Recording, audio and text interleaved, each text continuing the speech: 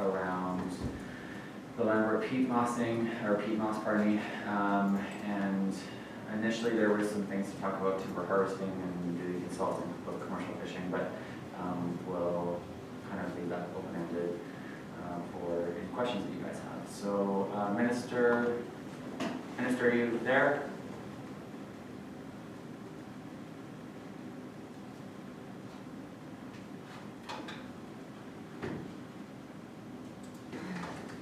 Can you hear us?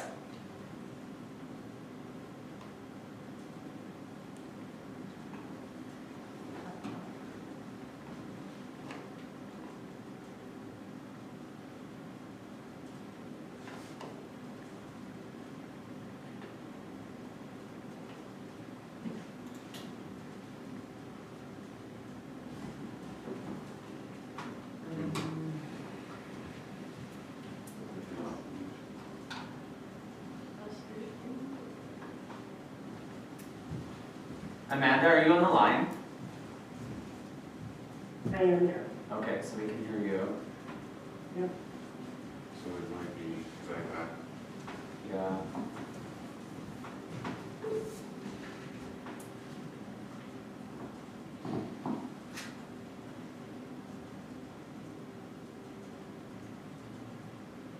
Minister, we seem to be having issues hearing. Oh, Oh, it's gonna restart. let's try one. Brianna, do you mind just popping off and mute there for a second? I just want to make sure that we can hear on our end.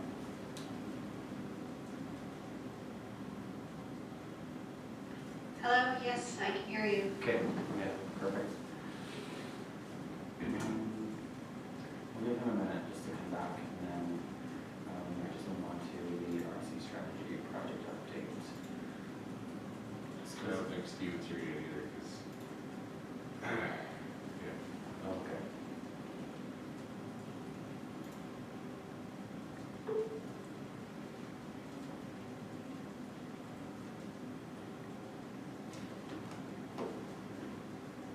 Super cool. You want me to try and get Steven up? Yeah, if you don't mind, that'd be great.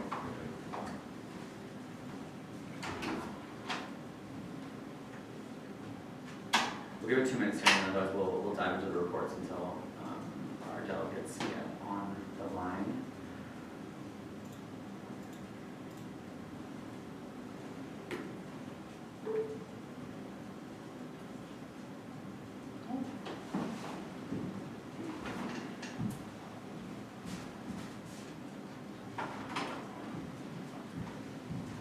There. Okay. Hi, Stephen. Can you hear us? You're back, can you hear me? Yeah. Yes. Okay. Sorry, we're just going to bump you just ahead of our elder delegate, just because we're having issues with audio on his part there. So we would love to talk about the project update for Parks and Recreation, and I'll leave you the floor.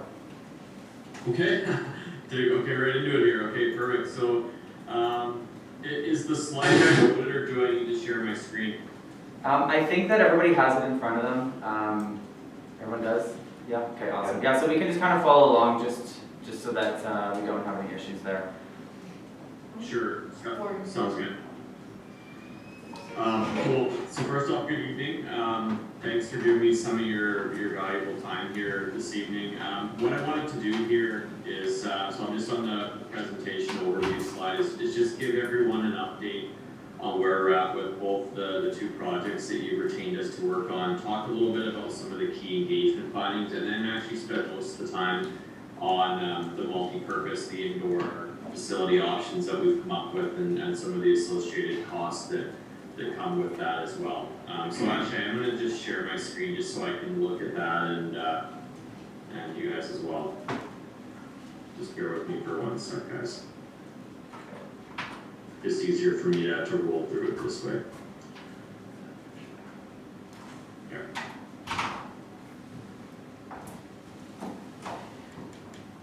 So, reminder on the purpose of both projects, and I know everyone's fairly familiar with the overall intent, but just for those that aren't, or maybe need a little bit of a refresher, because it's been a while since we got going on both. So the Parks, Open Space and Trails Master Plan, I mean, essentially that's a long-term planning project that'll identify some opportunities to improve what you already have, as well as identify some focus areas and priorities for future projects, capital projects that you may want to undertake to your parks and trails system, as well as just better animating those spaces, getting more people more integrated and more active in using those spaces. And then in terms of the Uniplex facility assessment and the multi-purpose facility feasibility study, which will be kind of the primary focus here of tonight. So we were tasked by you with doing a couple things. So one was to clarify or validate the remaining lifespan of the current facilities. We have some architects in our team that were involved in doing that. Then look at some potential options, move forward options here, and then ultimately provide you as council and your administration with a resource that can inform some of your future decisions and conversations that you're going to need to have around that facility. In terms of our project team, so I'm the co-project manager for both, and then on the Parks, Open Space and Trails side, Justin Ellis, who a few of you I think have had an opportunity to meet when he was in the community doing some of the inventory work with me at the end of May. And then Michael Roma has been helping, one of my other business partners has been helping me out with the Uniplex study. And then we also have an architecture team from a firm called ACI Architects that was really focused on the Uniplex and doing some of the assessment work and helping come up with some of the options and costs. So where are we at with all the projects here? Well, we're through the engagement. So we have a What We Heard engagement summary report that we've sent through to your administration, and if they haven't forwarded that on to you already, they'll do that right away. And that's the detailed findings from the engagement that we undertook through the spring and summer. We've done our field work in the community there, so the architects were out in Maine and poked around the facility. My colleague Justin and I did the inventory of parks and trails in the area there. The Uniplex studies, we have some draft options that we're looking forward to sharing with you here tonight. And then the Parks, Open Space and Trails Master Plan, a little bit lagging behind, and at the end of the presentation, I'll queue up some of our next steps, which will be essentially to host a workshop with yourselves or staff later in the fall.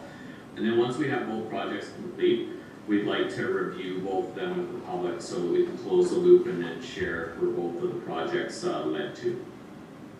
So engagement, pretty successful engagement program. We bundled together the engagement for both projects into what we called L'Orange, Let's Talk Parks, Trails and Recreation. Public survey, so 232 responses to that. Pretty good response from the youth questionnaire, considering that we fielded that in June towards the end of the school year, and obviously with COVID, things were a little bit crazy with schools, so big thanks to your staff and particularly Amanda for helping us out on that. The stakeholder engagement, we had discussions with 13 groups, so that was some really good feedback both on the indoor and outdoor side of things. Then we had an online crowdsourced map, and we had 68 total discussion threads, so people could essentially drop pins on different places in the community, and then essentially it's like a little bit of a social media exercise. People can comment and provide suggestions on those spots. So just quickly to review some of the key findings from the engagement, and then again, we have that larger summary, what we heard report that will have all the detailed findings. So this is more just touching on some, I think, more pertinent points of interest here. So we asked people what type of activities they participate in. So on the left-hand side of the screen there, are your pages. A lot of participation in unstructured casual recreation. That's where most of where recreation participation occurs. Very consistent with trends just about everywhere. That's not to say that organized sport and recreation isn't important, but a lot of recreation occurs casually. We ask people what the main motivators for participation are, and really it's kind of a mix of health and wellness reasons, so physical activity, being healthy and well, to enjoy nature, get outside, mental health and well-being, and then social things like being with friends and family and just to relax as well. So a number of things motivate your residents to participate in recreation activities. Kind of the flip side of that, we asked what actually prevents you from participating in recreational opportunities. What are some of those barriers? And I mean, nothing was over 50% here, but I mean, a few things to note here that over a third of respondents indicated that they're just unaware of some opportunities. About a third as well indicated that poor and inadequate facilities limit their participation, and 23% said nothing at all. And then you can go down and see a few other barriers. So 13% cost to participate, childcare 10%, and so on. We then asked some questions about the potential of a new indoor multiplex or multi-purpose recreation facility. So we said, okay, like in addition to, assuming there's an arena and a curling rink included in that facility, what are some other improvements over the existing Uniplex that you'd like to see, maybe real priorities here? And the top couple there, so better concessions and food services, bigger and more functional lobby or common spaces, modern change rooms, 51%, more comfortable seating areas. Interestingly, and I'll just point to this right now because it might be pertinent to our later discussion, only 19% indicated more seating in the arena. So generally, that would suggest that most people feel that the seating capacity currently is appropriate or what's needed. We asked about some other indoor amenity priorities. So again, like in addition to what you have in the arena and curling rink, like what else would you like to see for types of spaces? Over half indicated some type of indoor walking, running area, track, climbing wall, and multi-purpose program spaces, youth activity spaces, and so on. So a number of things that people would like to see over and above what already exists. Also to note here, we gave people a space where they could write in other things that weren't part of the list, and maybe not that much of a surprise, but the far and away winner for the write-ins was pool. So about 40% of respondents wrote in pool into that space that we gave them there.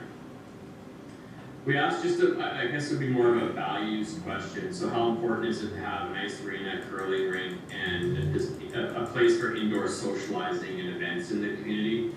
You can see here on the graph, majority indicated that it was very important, and very small sliver of the community or the respondents to the survey indicated that it wasn't important. So this would suggest that people value the Uniplex and the spaces that are in that facility quite heavily.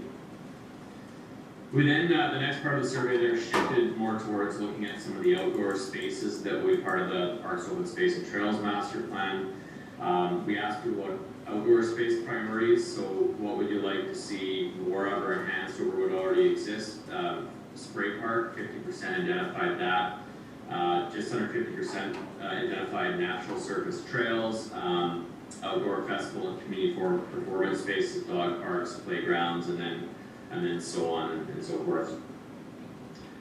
We asked a question about safety in parks, and we put this question there because it came up a fair bit through some of our initial discussions, and the previous Patterson Park study that you did, or engagement exercise you did rather, a few years ago, kind of flagged that there's a feeling of lack of safety in parks. We just wanted to further explore that a little bit.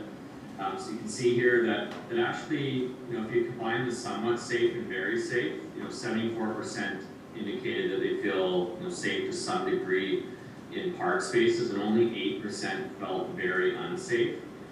Then on the right-hand side there, we asked, you can see the responses from the question we asked, okay, what can we do to improve the feeling of safety in parks? And really it was more about, for people, just more monitoring and supervision and just better lighting. So just making the space a little bit, having a little bit some more eyes, and then just brighter, maybe some less dark corners and things like that. And then you can see the remainder of the response there. So educating users of the types of appropriate behaviors in parks, 40% indicated that as well. Just some key themes that emanated from those 13 stakeholder discussions that we had. And I mean, we heard a bunch of different things from a bunch of people of different interests, but some of the things that kind of came to the top of our minds through those discussions, I mean, we heard time and time again how important recreation is. A lot of comments to the effect of, it keeps people out of trouble and it helps connect community, and it's one of the things that helps even draw some people to La Ronge that are looking for a certain type of lifestyle. So we heard that, those type of things quite frequently. A lot of appreciation for some of your existing community groups, whether it be the cross-country ski clubs or Bora or the Ice Wolves or others. You know, they're really the fabric of the community. So you probably expect people to say that, but they certainly did. And then as far as the Uniplex facility goes, common thread we heard through those conversations that it really needs to be more multi-purpose and even have a broader benefit than it does right now. So right now it's very much a winter facility, which is good. I mean, our winters are long, but people really want it to be more of a hub of the community throughout the year. And some of our options that we'll present in a couple minutes here intend to do that maybe a little bit more. And then we also heard quite a bit about maybe more regional collaboration, how the different municipalities in the tri-communities there are maybe doing a little bit better job of that than they did a few years ago, but that there's still some opportunities to better collaborate and make sure we're not duplicating certain things as well. A few other things that came up, the pool was a very hot button topic in those conversations, but a whole bunch of different perspectives existed around that. Some thought it really was an important thing to look at. Others were concerned about some of the cost impacts, both of building and operating. Your trail groups are very keen, as you know. They have a lot of priorities and things they would like to do and see. General belief that there's an opportunity to make some of your parks and outdoor spaces better, more animated, whether it's Patterson or some of your community parks with more appealing playgrounds and other amenities. And then just in terms of just gap spaces that maybe don't exist or we don't have enough of. Heard a lot about social gathering and hall spaces, that there isn't kind of that place for community gatherings or events in the community. Arts and cultural spaces, and then just multi-purpose program spaces came up a fair bit. Fielded a youth survey as well. Just quickly go through these findings. I think they're pretty interesting as well. So, again, we asked you what are some of the reasons you participate in recreation, and a lot of the same things that the residents told us. So, well-being, physical and mental well-being, get outside, pleasure, entertainment, to be with friends and family. Again, we asked them what prevents them from participating in recreation, and again, the number one thing that came out was just being unaware of some opportunities. So, I guess just a key theme that this maybe suggests is we have an opportunity here to better promote and market some of the things that exist, or somehow better communicate different opportunities. So I think that maybe that's something to flag for consideration as well, even just beyond the scope of the study here. We asked again about what you'd like to see indoor and outdoor, either enhanced or more better of. Indoor running, walking track again was a priority for you. Multi-purpose program spaces on the indoor side of things. 44% said climbing wall. Outdoor, again, spray park number one, and then number of park amenities, things like barbecue and picnic areas and dog parks, and 27% indicated trails and playgrounds as well. So that's in a very quick nutshell our engagement here. So I want to kind of focus here and talk a little bit about the Uniplex here, because that's really, I think, our first order of business here is to look at getting that study done for you here. So the assessment that the architects came out and did, and in our report we'll provide a more detailed assessment report, but just to go through kind of the so what of that. I mean, it validated, I'm sure, just what everyone knows, that facility is nearing the end of its lifespan. There's some significant issues with that facility, and really it's not worth fixing for a couple different reasons.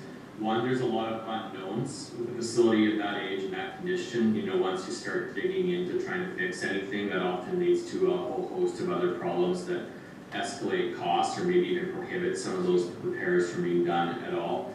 And just the cost benefit, if you look at it relative to even building a new facility, probably not financially prudent, and it would only extend the lifespan for the medium term.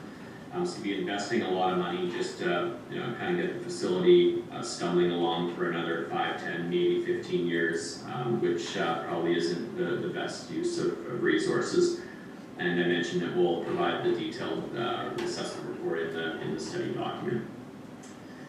So move forward options. So we base the move forward options on a few different, I guess we could call them kind of principles or overarching thought processes here.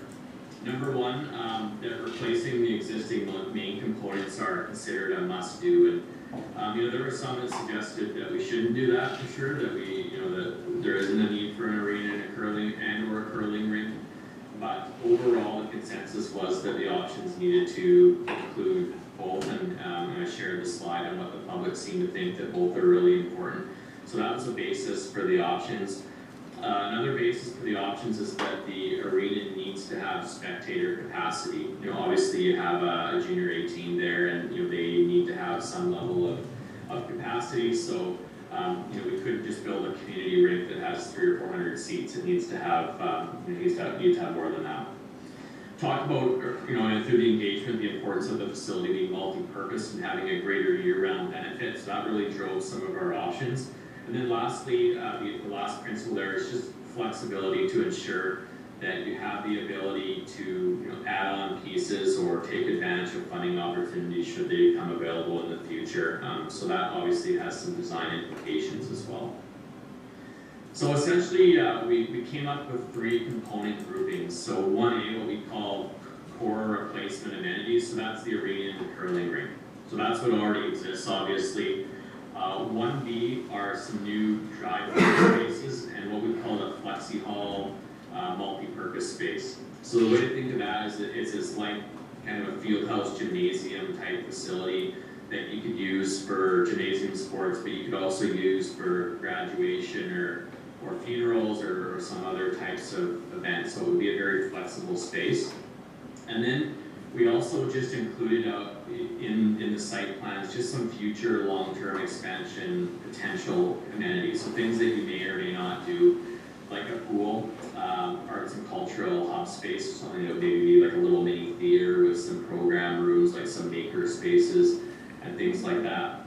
Even though walking came out quite high, you won't see a walking track in the concepts for a couple reasons. One of them being that the concourse area in the floor plan could double as a walking space, and there already is a walking space at the facility in the First Nations community as well. So there is the option for this facility to be used for walking, but there isn't a dedicated walking space as of right now. But of course, this is just a conceptual design, and maybe you think about that a little bit more later on. So in terms of the arena itself, there's kind of 2 sub-options we developed. So one is a 1,200 seat arena, which is generally what you have right now. I know you've stuffed way more people into there than 1,200 before, but the architects have a way of kind of assessing what the seating capacity, I guess, should be for that space, and they estimated it at about 1,200. And frankly, if you look at what your Ice Wolves are drawing and what the league averages are, I think 1,200 is fairly sufficient. But then we also have another option, which is 2,200 seats, and that's an intentional number because that's the SJHL's requirements for new venues. They have kind of a spec book for what they're looking for with new arenas, and 2,200 is the number, which I would suggest is probably excessive, quite a bit excessive for what you need, but we wanted to show that option just to align with that requirement.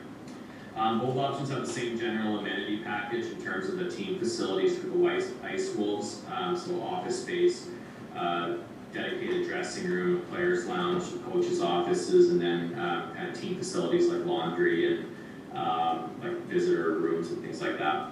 5 standard dressing rooms, 2 rep rooms, first aid storage, and then there's a lobby concourse with food services and lease space.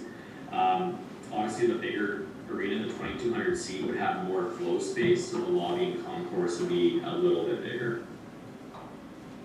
Curling rink, so same number of sheets that you have now, 2nd floor lounge, change room. So really this is just almost a direct replacement of your existing program that you have for the curling rink.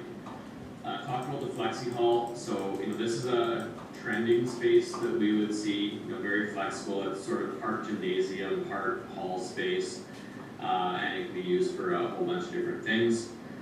And then you might be asking, so why did we include a pool and an arts hub? Well, there's a couple of reasons for that, and I just wanted to be clear around that. Like, we're not necessarily suggesting that these are things that you should move forward with, but they were space gaps, and there is some demand that our engagement identified in the community.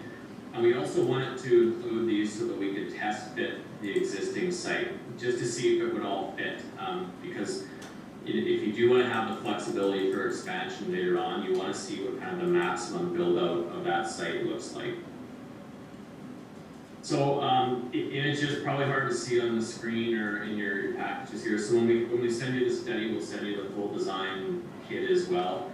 So I won't spend a whole bunch of time just kind of going through all this, but I mean, you can see kind of the general layout where you have the arena, flexi hall at the top right, all connected by common space, and then the curling facility at the bottom right at the screen. So this is the option one, the 1,200 seats.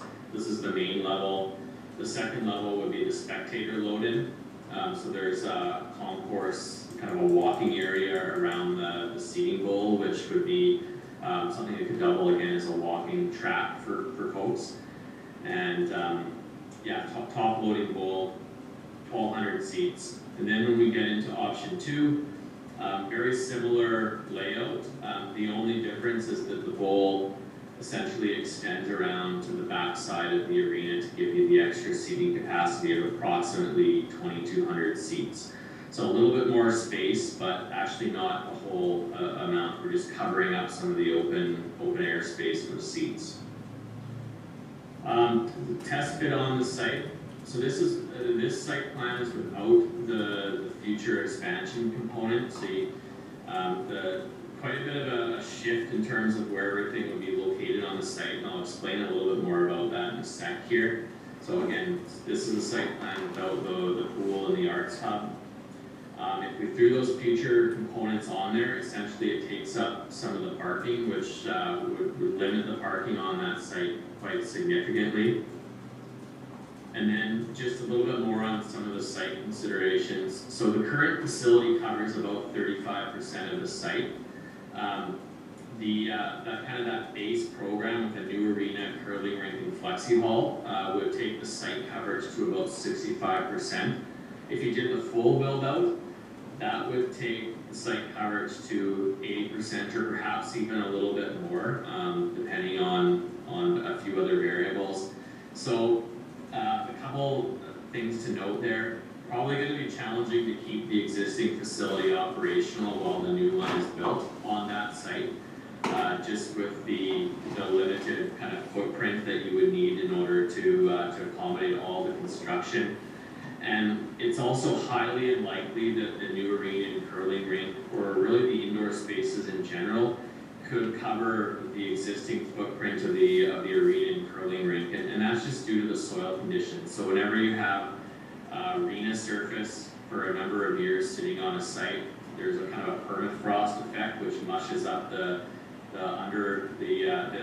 material under there.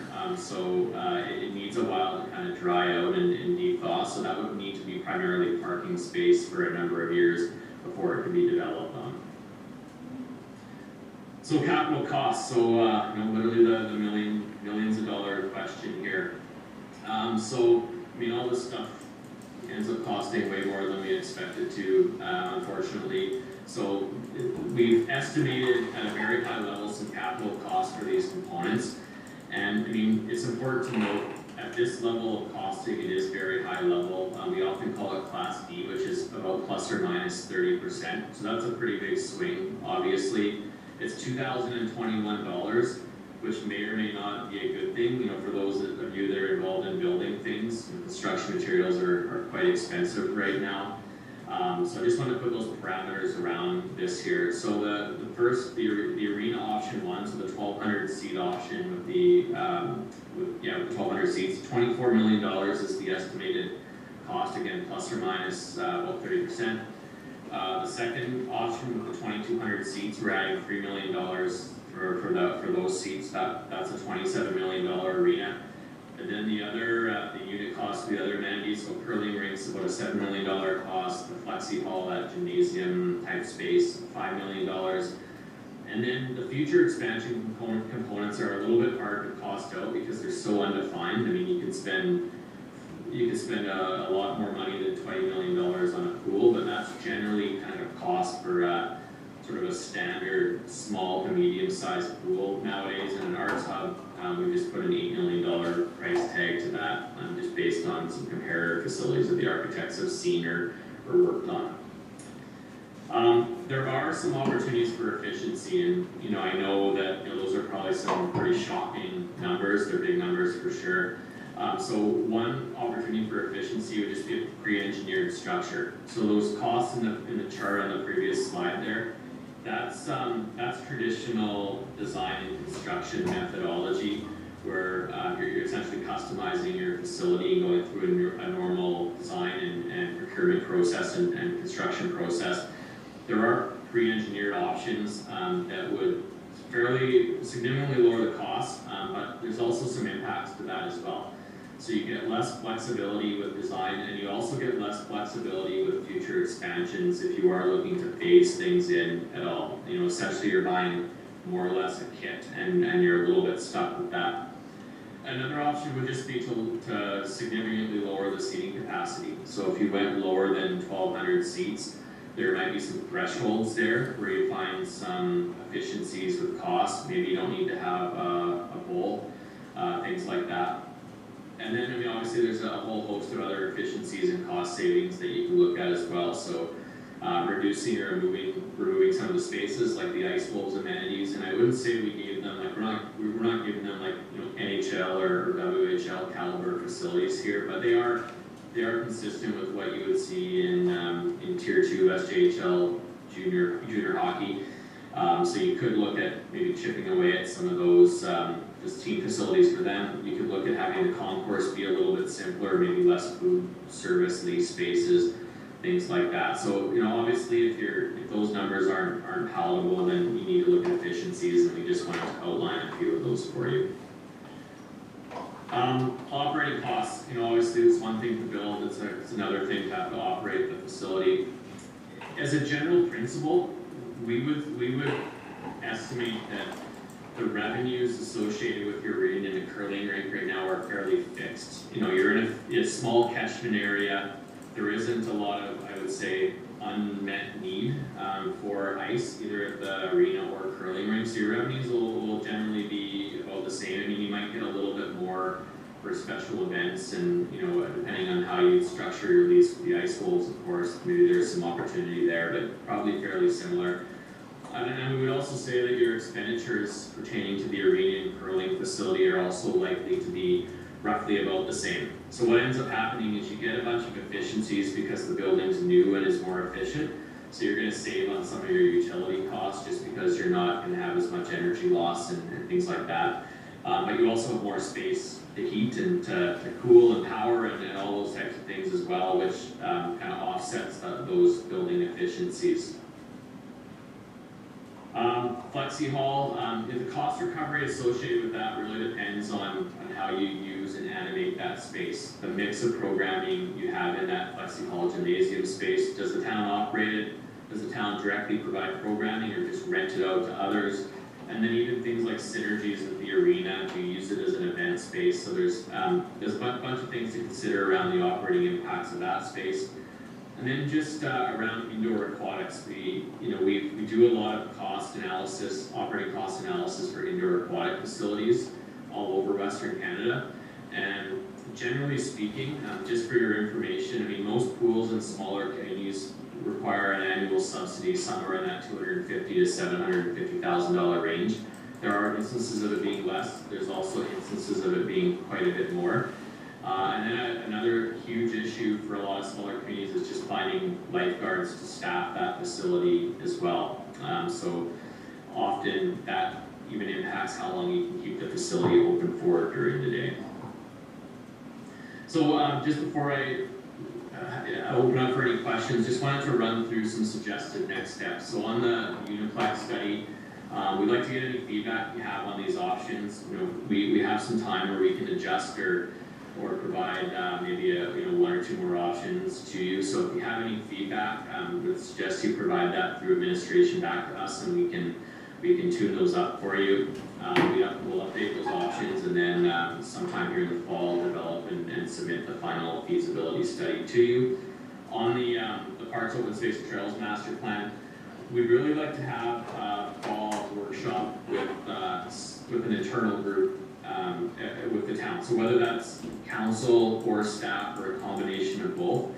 But Justin, our Parks and Trails planner, really just wants to bounce some of his ideas and observations off of you before we start developing a master plan. Once we do that, we'll develop the draft master plan, we'll review it and then finalize it. And then we'd like to, as I mentioned earlier, we'd like to go back to the public and share that all with you. So that's all I got here. I know I've gone way over time here, but a lot of information to share, and happy to take any questions you might have.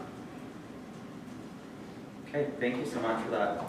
Does anybody have any questions? There's a lot of information here, and I feel like this is a conversation that could be done for like 3 hours, even more, with the number of questions. Is there anything super pressing that anyone wants to ask Stephen while we have him on the line? We do have another delegate that we do need to get to.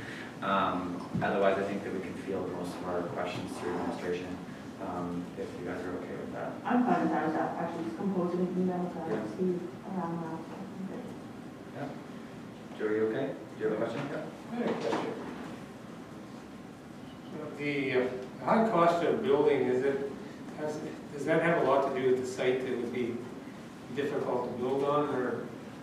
I just, right from day one, I've always thought that, I don't know how you could put a big facility that's on that site, first of all, to maintain operation. Have you guys looked at any alternate sites that might fit the community, or is it basically focused on this site?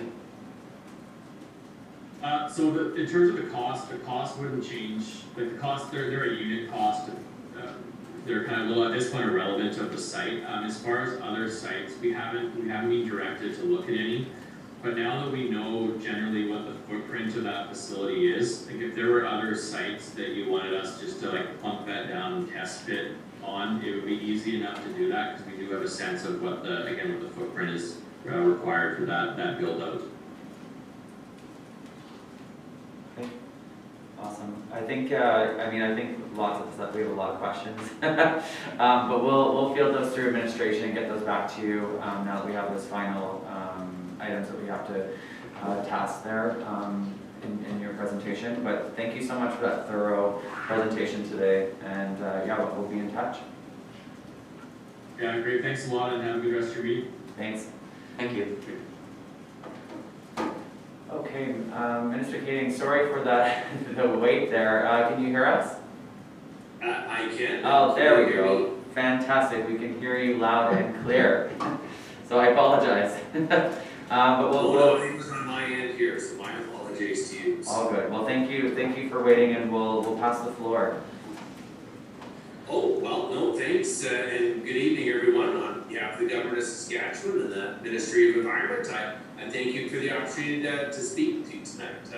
And special thanks to Your Worship, Mayor Rutishniak, and councillors for the invitation. I look forward to these types of engagement. But I guess before I begin, I'd like to take a moment to extend my condolences to the family, friends, and colleagues of your La Ronge Town Councillor and businessman Hugh Watt, who passed away in August.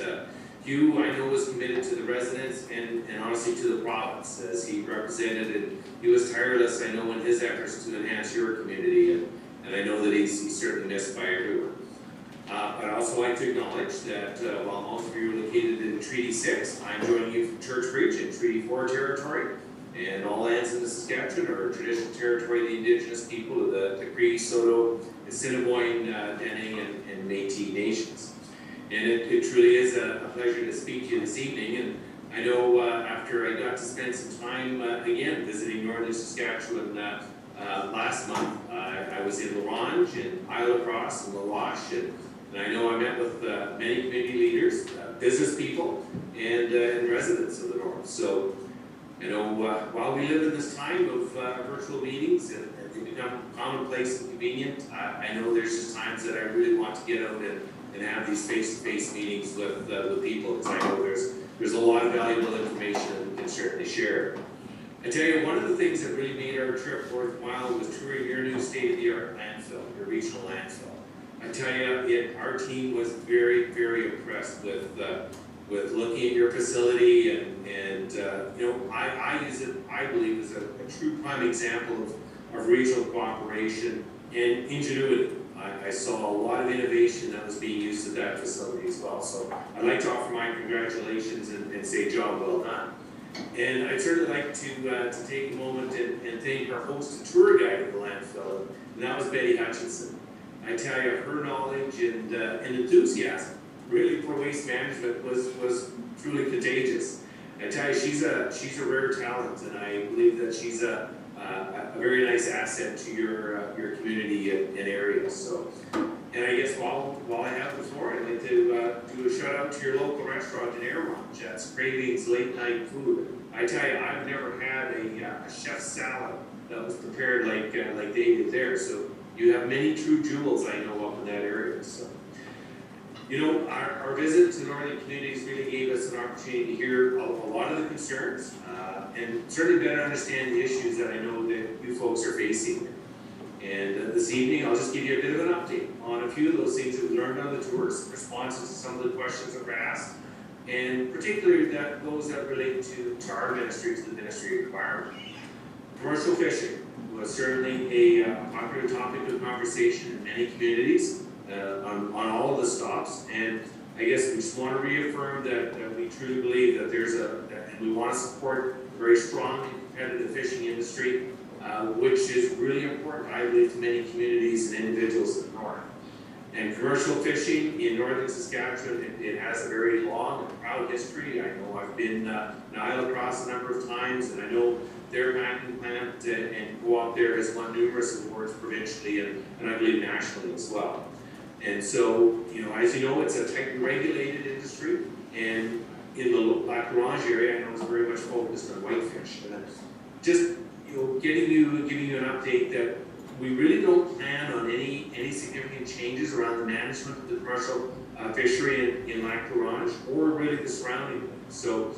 So that individuals from Orange and other communities can continue to see the economic benefits that there are in the commercial fishing industry.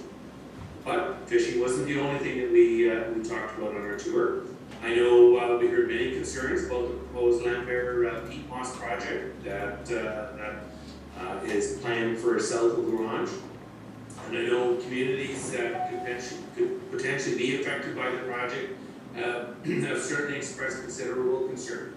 On June 1st, I actually met with the Lac Orange Indian Band and discussed their issues with the project and the importance of the area to its members, you know, and exercising their treaty and Aboriginal rights for the area. So I can tell you the company behind the project, Lambert Peat Moss Incorporated, is in the process of completing the necessary studies and pre-work and collecting information to help develop their environmental impact statement.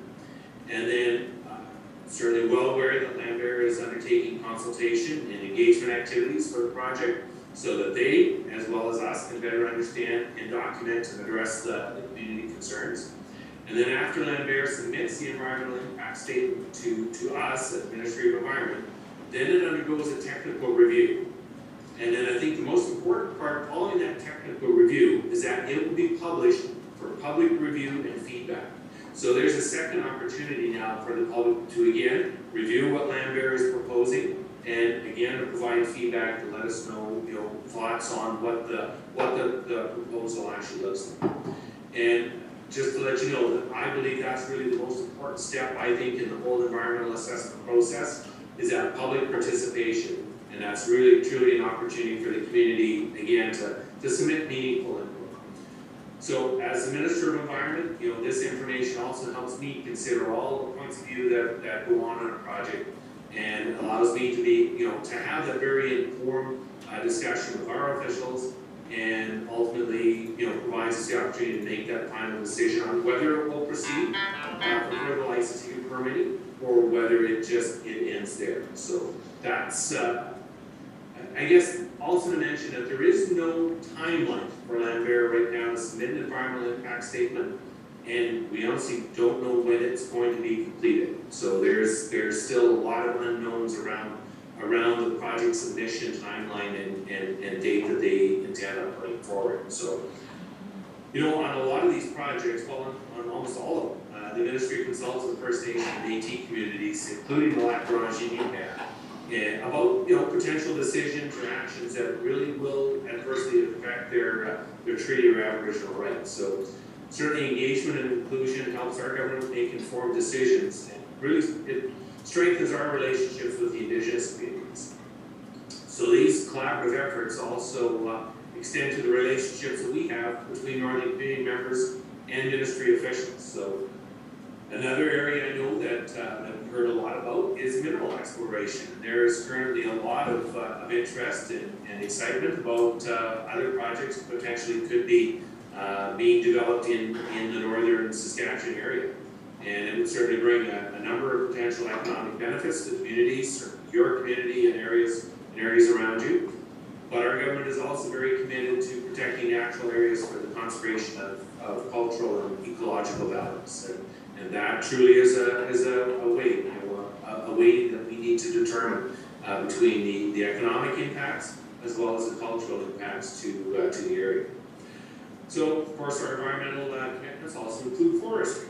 And I'd like to highlight, I think last week there was a number of exciting announcements that we as Government of Saskatchewan were able to provide. And we've designated timber allocations to 4 companies, Dunkley Lumber and Carrier Forest Products in Big River, and then two in Prince Albert, Paper Excellence, and a new one Sky Forest Products. And I believe these are all really exciting news for our province, and certainly will benefit your area. You know, really our forestry sector provides a lot of jobs. It provides royalty revenues that support public services that we all rely on. And forestry is good for the economy, and it's good for the environment.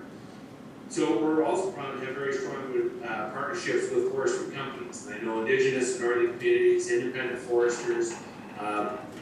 Right now our Indigenous people comprise over 27% of our total forest sector workforce. And that is by far the highest of any province in Canada.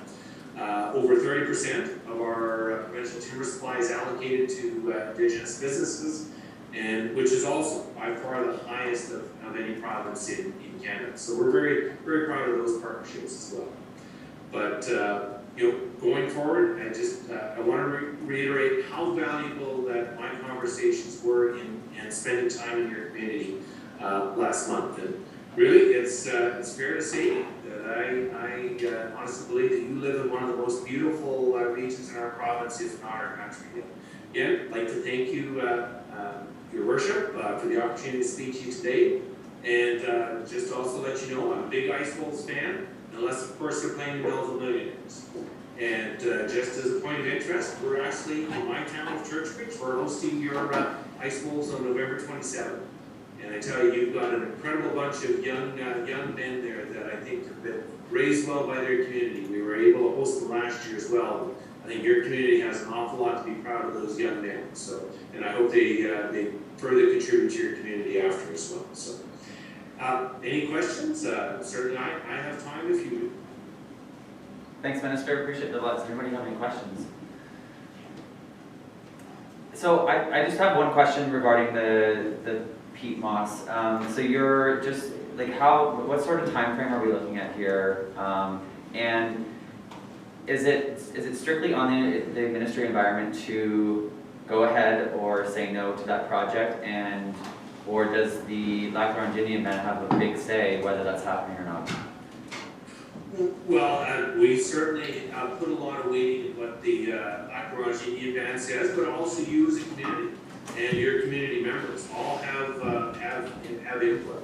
I wouldn't put a weighting on one community over another as to who would have more say, but certainly the duty to consult process is a process that we really believe in and believe strongly in.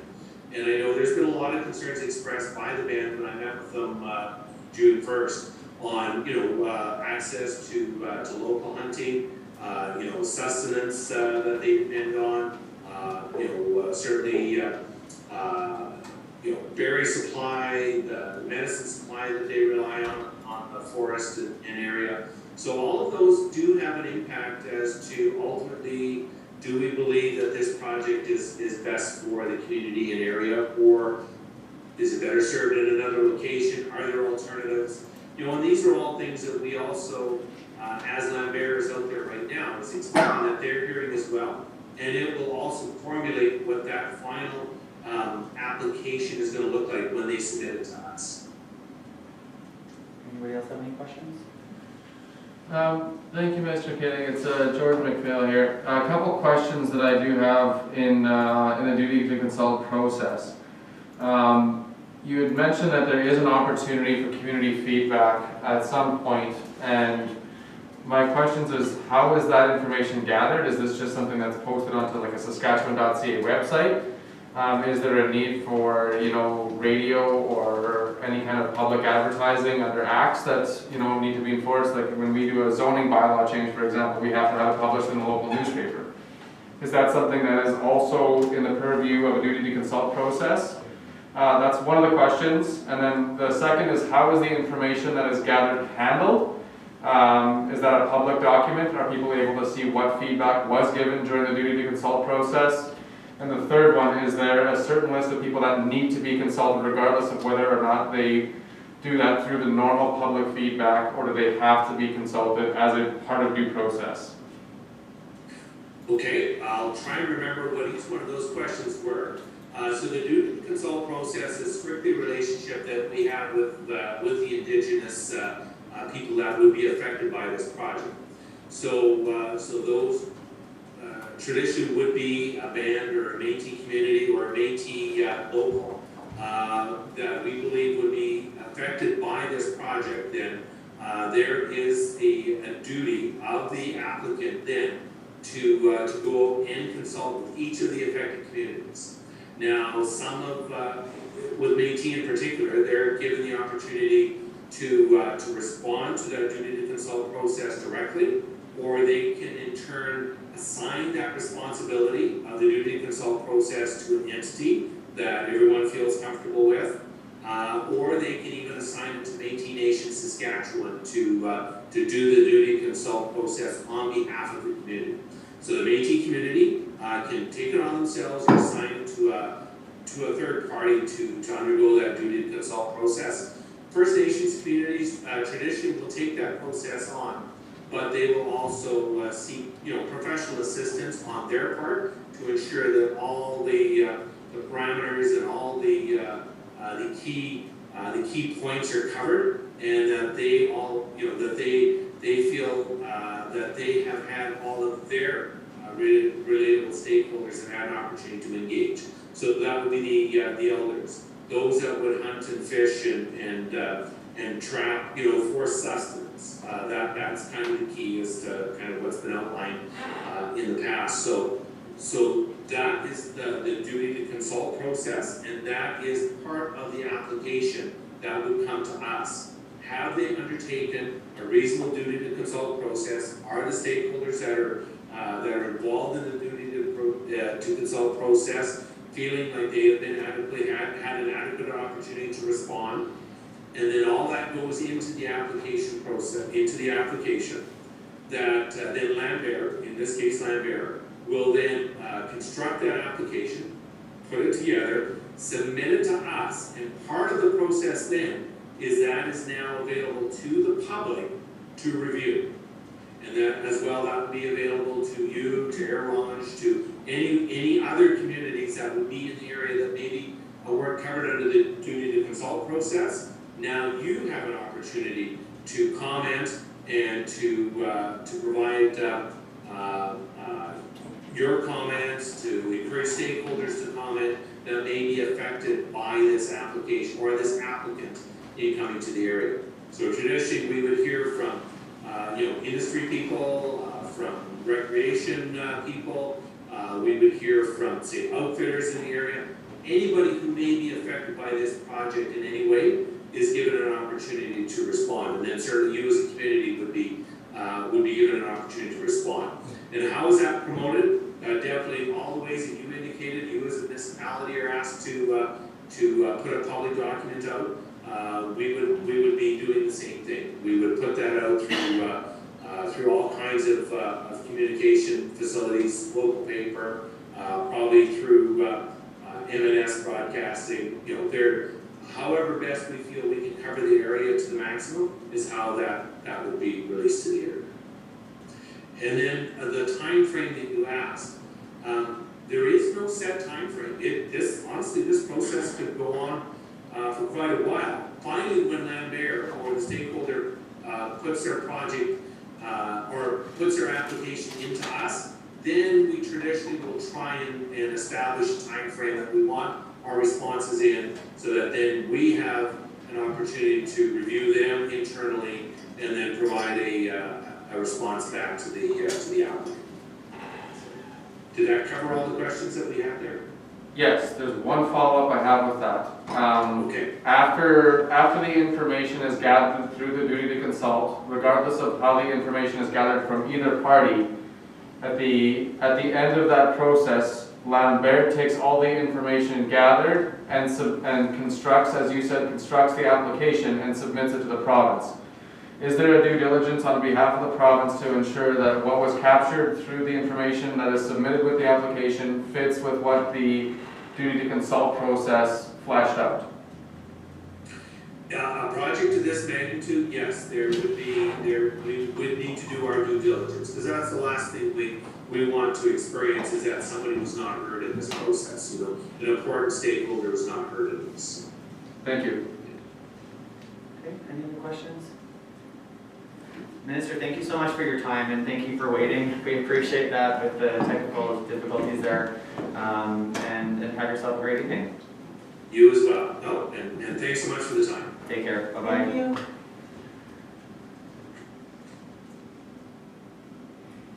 Okay. All right, let's dive right into these reports from administration. We move on to 3.1, which is the website and communication strategy. Brianna, you're on the line. Do you want to speak to the website and communications update that you provided with us tonight?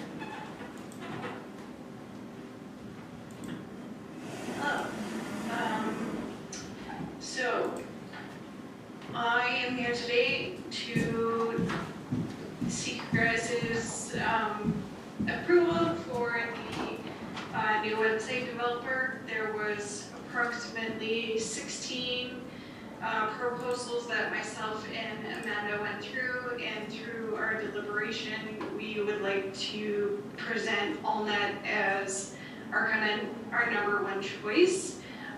Reason being is because we already have an established relationship with them, and they meet all of our goals, and plus one wish list item, which was Townfolio. Townfolio is an economic development tool that municipalities can use for business investors. Currently, the town has not the greatest website. I don't know if you've been on it recently, but the picture quality is not great. So AllNet will come in and be able to host for us. They will be able to transfer all of our data and alleviate some time for us to actually do more than just update the website ourselves. We would be able to do that. However, they will provide more support than what we've been getting from our current provider.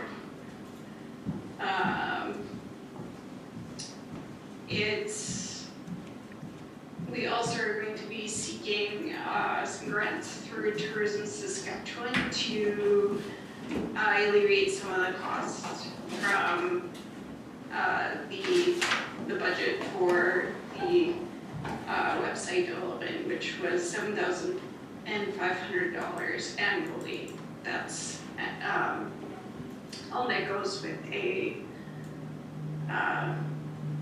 multi-year or annual subscription, essentially. We already have Service Tracker with them as well. We could remain status quo.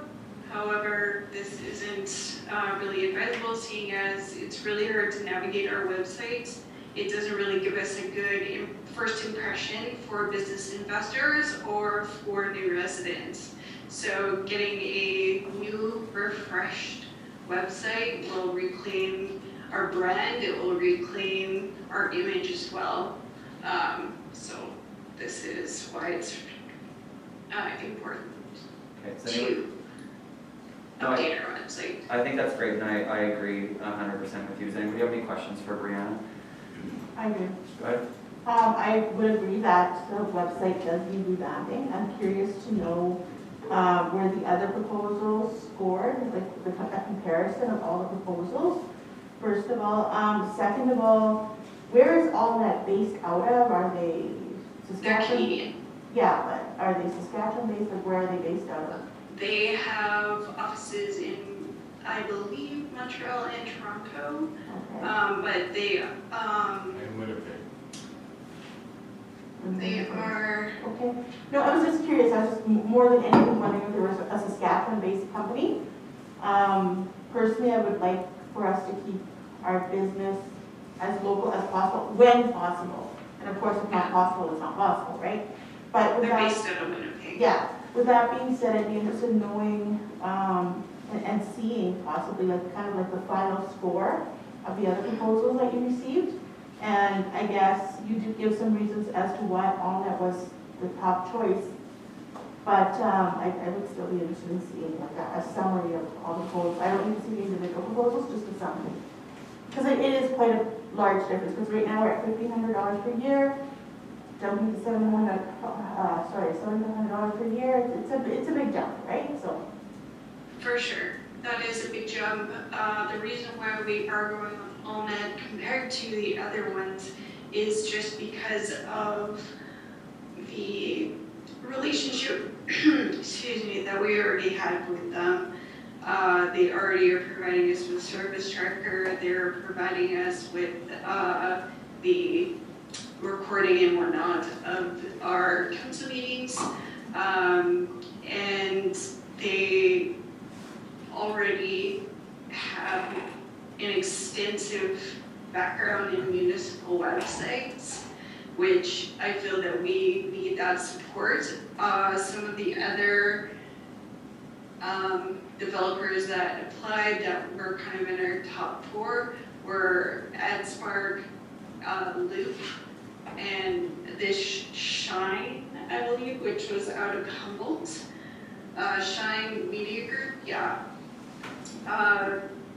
Yes, they were all within budget, and some a little bit under budget, but the reason why we went with AllNet is because of their established relationship with us, their proven ability to create a very great website, and that Townfolio add-on is quite important for an economic development perspective because it provides business investors with a very good overview of what our community profile is, and if we want to kind of be a big hitter, we need to get on the economic development train with more tools and stuff for our website because it shows business investors kind of we need business and you should invest in us. So that is why I saw the value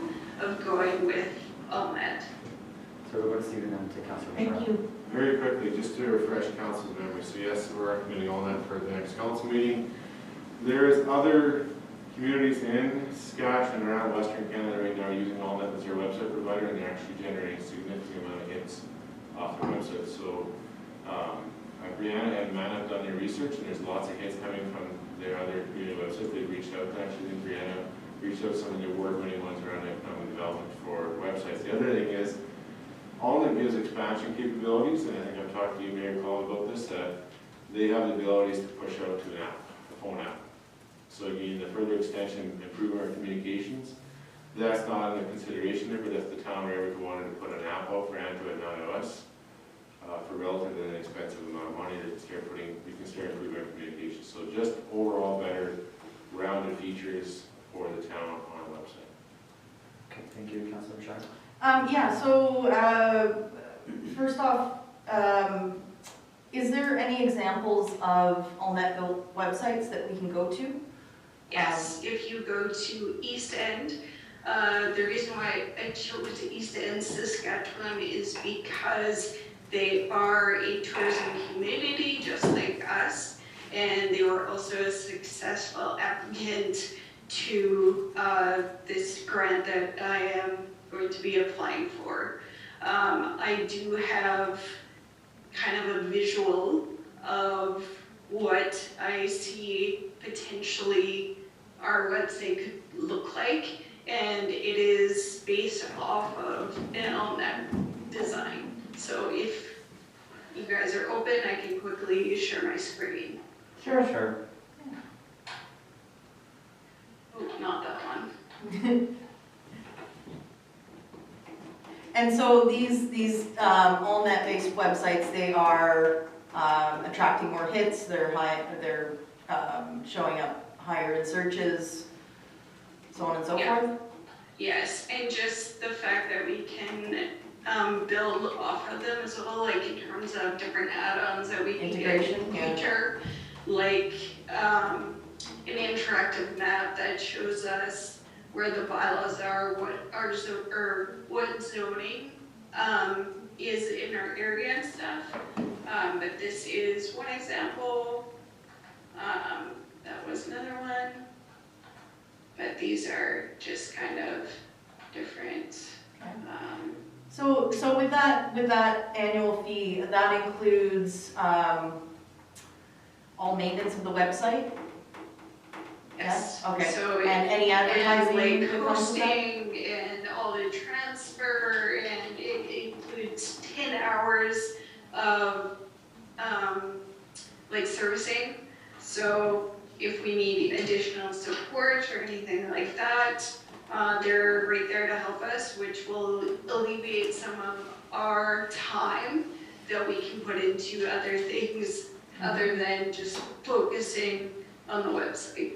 Okay, great. And final little, it's more of a statement of support, that we definitely need to be getting into Townfolio, because not only does it help developers when looking at Orange, it helps us as councillors to make database decisions about what's going on in Orange and if we're hitting marks or not, so. I'm all in Yeah, like support. it can even go off your strategic plan as to what your goals are and how you're achieving them, I believe. One of the questions that I had is there a opportunity through our website to either add value to businesses and residents where they can have like a community feed, if you have like anyone using the hashtag YVC or something, that it shows you like a community feed of what people are feeding back on, or, you know, I don't want it to be just like a community forum where any message or picture or anything can pop up, but is there a place that, you know, these things can kind of be interactive, to kind of drive traffic to that website as well?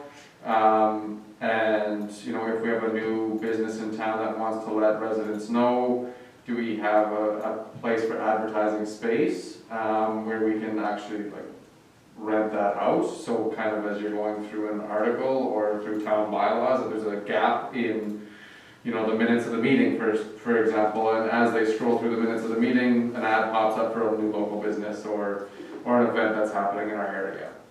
And that, to me, if we can use that as either a value added or an opportunity to offset some of the costs back into the annual fees. I don't know if that's an option that is there with AllNet. Well, I actually don't know the answer to that question either. However, I can do some research and get back to you. Cool. That's it. That's all the questions I have. And with that, I completely agree with administration on this one, and we'll put the recommendation forward that we approve AllNet for our regular meeting council. Excellent. Just one other quick comment, not that I want to add any more discussion, but Brianna and Amanda are working on a communication strategy right now to start defining standards around email signatures, logos, colors, the whole 9 yards. And so there was a report, I just want to make sure it doesn't get missed. It's still a work in progress. There's a communication strategy there. Brianna and Amanda have been busy working on it for the last couple months. One of the results that the council has seen is the new newsletter that the two ladies have actually redesigned and put out. So again, doesn't have to be any comments tonight, but if you want to flip me an email later on, if you read it and you think of anything. Is that? It's just the report Yeah, twice. it wasn't. Oh, I didn't get added? No. Okay. Yeah. So maybe we can just get that. My bad, we'll do Sent it. out. Yeah, for sure, we'll do it later. My bad, sorry. Okay, great. There doesn't seem to be anybody against this, so I think this is good. Maybe just those couple of things that we just want to get added to the report for the meeting in a couple weeks would be great. Okay, thanks Brianna, appreciate it a lot. Thanks for all your hard work. Thank you. Thank you. Thank you. Okay, we'll move on to Parks and Recreation Department update. I believe it's, Right. Oh yeah, Brianna, I guess you're coming back, I'm so sorry. I'll grab this one if I can. Okay, sure. Just to give council a bit of an update with the transition that's occurred at the leisure services area. Just a few observations we listed here. One of the biggest ones, just want to make sure council's aware, we put a stop to the drinking at the arena. And we did it in a very diplomatic manner. There was still some drinking occurring in the dressing rooms of alcohol, and we had a discussion with the user group and said it won't be happening, and they came clean and said that they won't be using our facility if they can't drink in the dressing rooms. So we're not renting it out to that particular group. We might have a little bit more still going on here. We're doing a little bit of investigation right now, but that's the highlight here out of the report is just, yeah, just so council's not caught up with, I think one or two councils might have gotten a phone call from the user group. We told them per the resolution, alcohol can be drank if there's a permit pulled. However, they're at this time not prepared to pull the permit, or they're investigating pull the permit. So you can, if there's any questions of myself or Brianna, anything in the report, this is just a bit of an update. Some of the, like I said, the observations seen over the last few weeks. Like I said, the biggest one was the alcohol that we put a stop to. Okay, any questions around any of these? These are all file reports, essentially. Is the key holder agreement that's specific to the Mel? Is that what we're talking about? Or CML is for the ice balls. Okay, got it. Anybody have any questions?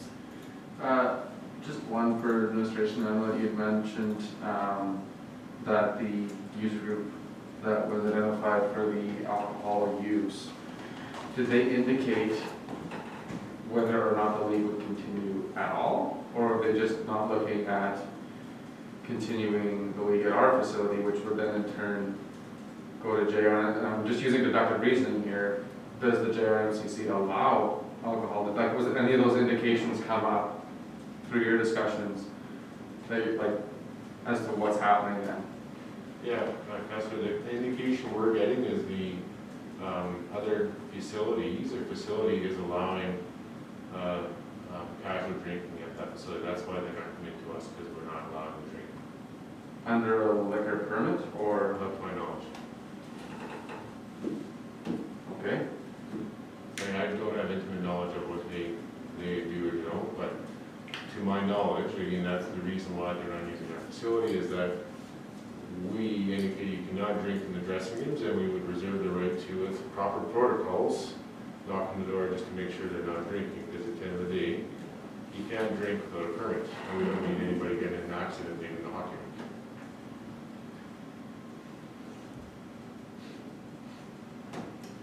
rink. Any further questions?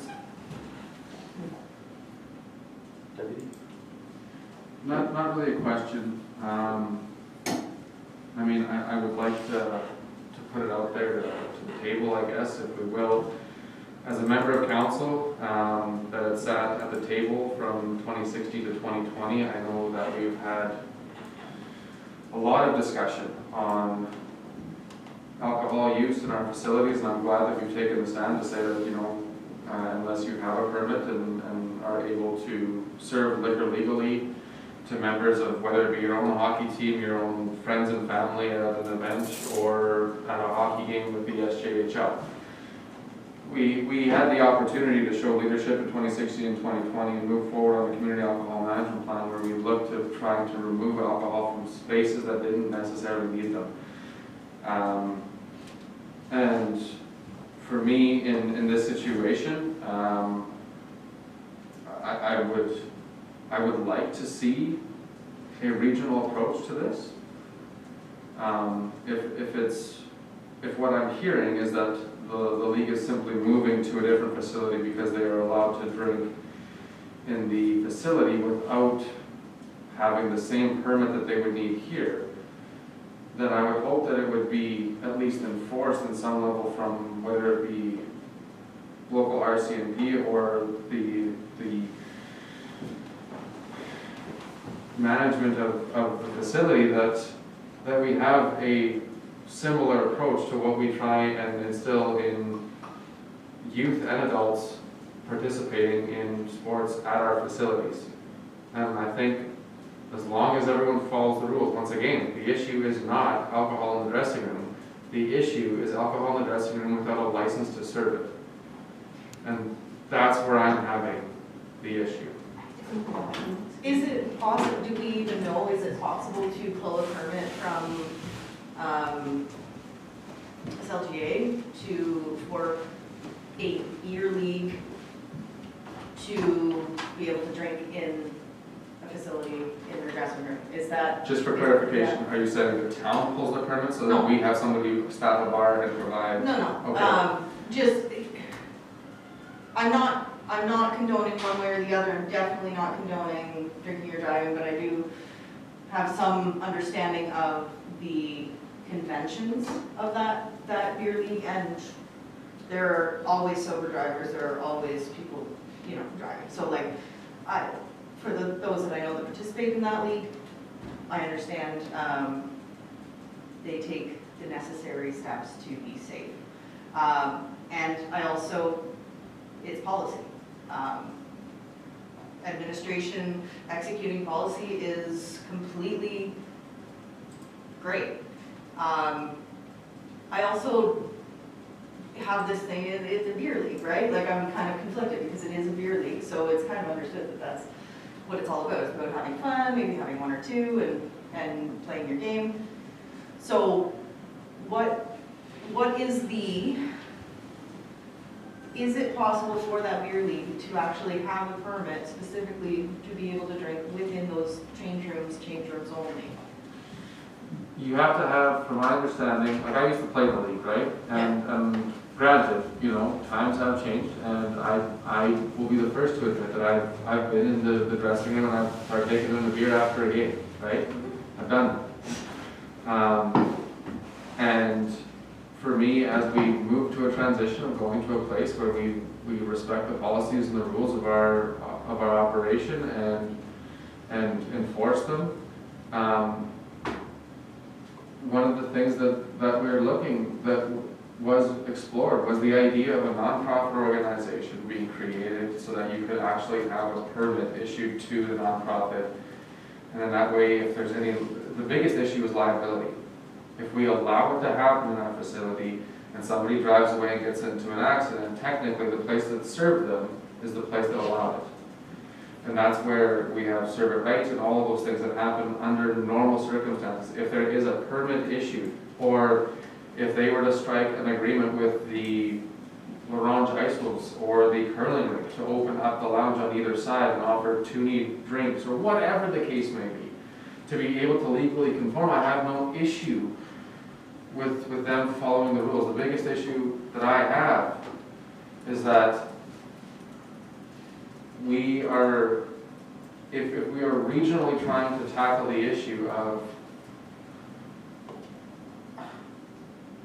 unpermitted alcohol use in any of our facilities, we should all be drawing from the same policy books, if you will, on what the standard of rental is across the board. And I think that it would be only fair that we have the same rules applied here as anywhere else. And I hope that we try to raise those standards rather than lower them for our facilities. Personally, I don't think there should be permits allowed. I think there should be vendors, like whether it's a service club, if they host an event, they supply they take out the permit and they supply. And if we have two approved, whether it's the Ice Wolves Curling Club, approved vendors in that facility, they take out the permit and they offer the service. I don't think we should be allowing individual permits to just come in and there's just no control over it. What does the curling club do? I believe they have their own permit as well. We're gonna- But the town is the curling club committee is under the town. But they have a separate insurance policy that carries on that through the town. Okay. If I may, Sure. my personal belief would be that, or I guess it would be a question to the user groups, are you there to engage in a sport, or are you there to drink alcohol? These are two very different things, and they don't necessarily need to take place in the same location. When it comes to being a spectator of a sport, fine, do whatever, right? As long as the permits are in place, but if you're there to engage in sport, kind of doesn't jive with the whole philosophy of wellness and health. If you're drinking and engaging in sport, makes no sense to me, is my opinion. It's a culture that's gone on for a very, very long time. We have to decide where we're going to be on that policy moving forward. And it's going to. Just a quick comment, Council, I did reach out to the RCMP on this, and of course, our staff sergeant here has been around Saskatchewan for in different detachments. He did share with me that there's extensive efforts going on right throughout Saskatchewan now to get this out of the hockey rinks in small town Saskatchewan, so this is not unique to one community, and that it's a drinking problem here as nowhere else. He said it's happening everywhere else, and the small communities are working well with hockey rinks. Well, for me, I mean, obviously, you can only determine what happens at our facility, and I think that the path that we're going down, either saying, find a way to get yourself a permit or a vendor to be able to provide alcohol for you, whether it be before, during, or after your game, is the right approach. And I support administration on moving forward on I would support administration on moving forward with anything that doesn't allow alcohol in our facilities. I don't believe that that's the place for them. There are bars, there are restaurants, there are private residences, there are cabarets that can be organized. Personally, I've never understood why we allow alcohol in a place where sports are to take place. Okay. So these are all just receive and file. So I think that these are conversations that, I mean, unless I mean, it's just policy, and we're getting administration to follow our policies and enforce them. So it's going to be, you know, I think the only other thing that we can do is that we can offer opportunities for, like we talked about with vendors, to supply a safe area where people want to drink. But is that in a dressing room? I don't know, because right now it's all been pushed under the rug, and it's just, you know, and I sympathize in the sense that, you know, there are people that, you know, safely drink and everything, but is it following policy? Is it putting us in a potential place where liability? Probably. Just, oh, sorry. No, but Just curious, the report kind of discusses financial impact, I think, of booking platforms and so on and so forth. I'm curious what kind of revenue we're losing by using the rec. Well, there's going to be revenue loss, there's no doubt. I don't have a number for you right now, but Yeah. I mean, there's also a corresponding salary loss too, because our scheduling is not shrunking down, because we're not booking into the unions as much, because that's when they were booking the hockey. Does that affect our Yeah, staff well, themselves? No, staffing levels, we're running pretty thin numbers right now, like, we're not gonna have impact. We're still having to do a little bit of overtime from time to time right now to cover, so it won't affect staffing at all. And is there any forward-looking strategy to offset the revenue loss? Well, I can tell you right now, Councilor, they're starting to sneak back in. We've already seen one of the players booking his group already come back in and play hockey, and they've abided by the rules. There's already a little bit of a crack forming, so I think they'll be coming back. okay, all right. I think we can move on. We'll move on to 3.3, which is the public relations communications. Let's see if you want to speak about this for sure. So this is just Amanda, and of course everybody knows Amanda. She's shown a significant interest in improving communication skills, and again, one of the results is that a daily newsletter that's come out for, and Brianna taking the lead on cleaning it up and putting it forward. So this is just authorization for her to take a certificate in public relations through the university. We've done 2 already this year with 2 other staff, and we return to service. So she has to give back her return to service, but I think it strategically fits well to get some of our staff formally trained up in communications without having to hire people. It gives a little bit of skill set to improve. I'm in favor of doing it. I think it's a great initiative. This was their own idea to come forward and actually try and improve communications, improve ourselves. So I think it's good to reward the initiative. Do we have a policy in place for personnel professional development? Not yet. So that might be something we should look at, because it is great for people to take this initiative, but I think of the equity and fairness. So do all staff know that the possibility exists? Will we entertain every request from, how many staff does the town employ? 30.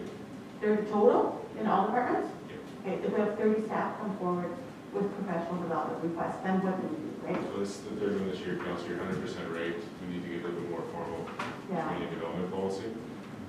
This one, again, I've seen in the past for $500 to $1,000 at the CEO discretion. Well, this is getting into the $4,000 or $5,000 range in terms of cost and stuff like that. You're 100% right.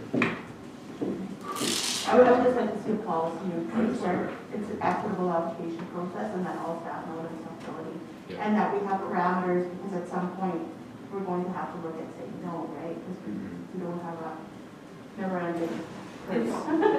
Is this a one-year course, 2-year course? 1 year. 1 year? 1 year, yeah.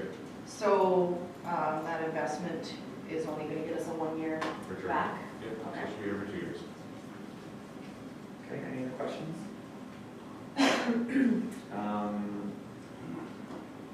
So I think there, I mean, this is sort of twofold here, so is anybody in disagreement of pushing forward with this while we're putting a policy in place? We desperately need somebody to be properly trained up in this, and I salute the effort and come forward with this. I would like for the return service to be longer, just because, like, you know, this is a fairly new employee, I don't know what in terms of like time commitment, you know, it's easy to put in 2 years and then look for other opportunities. I would like to see more of a time commitment. Councilor Becker, what's your? I find when you invest in the staff, you get better work out of them, work ethic they appreciate, and that's where your investment, where you get your return. It's like any business, right? The trades, you send your people to school, you usually pay their tuition in that form, they get their education that way, and in return, they can just walk out on you, that's the reality of it. But you usually get good return on your investment if you treat it right. Councilor Hitzke, what's your take on this one? Are you for it or? Sorry, Councilor. Yeah, okay. And Deputy Mayor? Yeah. Okay, excellent. Okay, so we can move on. Moving on to 3.4, which is the Saskatchewan Research Council Fire Smart Fuel Plan. Is Is he on? I think so. He is too. Oh, hello, can you hear me? Sure can. Perfect. How are You look a little you? relaxed there, Chief. What's that, sorry? You look a little relaxed there, Chief. Yeah, just on holidays here. That's good. So yeah, did everybody get a chance to review the SRC field manager report for 2021, 2022? Yes. Okay, perfect. So this year they are seeking approval to do field thinning in our municipal boundaries. Same thing as last year, so they'll be doing fire smart field thinning. If you see in the report, there's a block, there's a section by the fire hall that needs to be thinned, and that was because they didn't get to it last year. So they're gonna get that for this year, and then also work on the Laurent Avenue portion. So in total, there is, let's see here, I believe it was 14 hectares for this year that they're going to be thinning. So it's basically going to take place just behind Laurent Avenue and of course by the fire hall, along the power line or a cut line that was created by South Power. So this thinning project isn't going to take place right up against people's property lines, so I don't expect any kind of pushback. There is a trail system in this area, but there will be very minimal interruptions to that trail system. So is there any questions on this at all? Oh, also they need an approval for tonight. So I'm just wondering how that's gonna work if this is a committee of a whole meeting. Well, I don't think we need a resolution of council. I think at the end of the day, it's just a matter of whether council's okay with this. The other comment here is that Keaton and specifically D. Jones at planning actually went back to the province and got them to pay for the entire thing, so this isn't costing the town a nickel. So, Correct, yeah, it's 100% funded by the government, yeah. so this is just more of a get it out in the public, talking to people, and if council's okay with it, we'll just start the process, because this of course involves a bit of communication, so. So we don't require a resolution for this?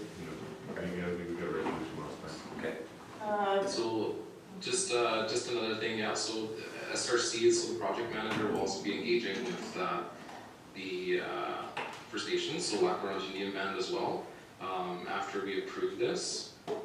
So there will be a letter of engagement as well, just if they have any concerns or any questions. My guess is that there won't be, because there was none last year as well. And also the band is pretty progressive for their field thinning projects that they complete. I just wanted to give you guys a quick, I guess, rundown on the benefits for fire smart field thinning. So, of course, it allows, if there was a fire to start in this area, it allows for the fire to come from the top of the trees if it's in the tops, and bring it back down to the ground level, so it's easier for fire crews to manage that fire and get it under control. Besides wildfire control, field thinning also has other benefits as well, such as it allows more sunlight to reach the forest floor and promotes growth of new vegetation.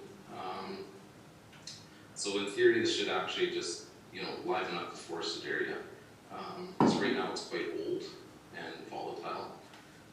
Also, there will probably be stacked wood as well this year, so maybe once the project has moved along, we can put on our website that there will be free cut wood for residents to take, for campfires or if they want to heat their homes, et cetera, et cetera. Also, yeah, so I'm pretty sure everyone's going to approve for this. I hope so, because we have had several close calls this past summer, as you guys all know, particularly in the Nut Point area.